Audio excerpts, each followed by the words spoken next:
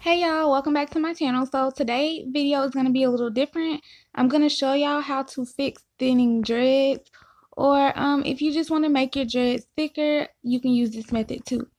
So in the first part, I'm going to focus more so on the ends of the dreads, and what I'm going to do is right where the hair is locked at, I'm going to start sewing the dreads together.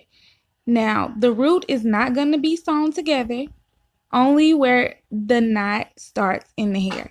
So basically where the dread starts. You're not going to sew any new growth.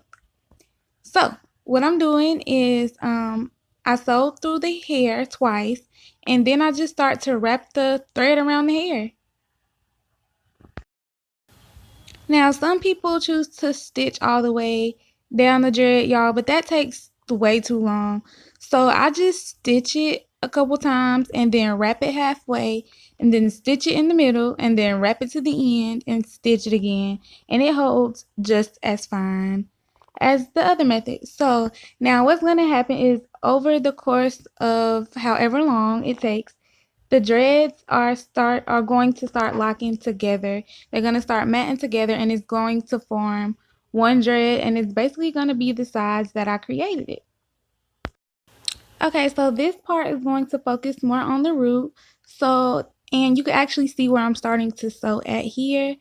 You see, it's a lot of hair that I'm not sewing at the root, and that's because like the root locks up really quick, so there's no need in sewing that together because it's gonna lock up easy anyway. And so once I'm at the end of the dread, it's gonna look like this. I'm just gonna snip it off.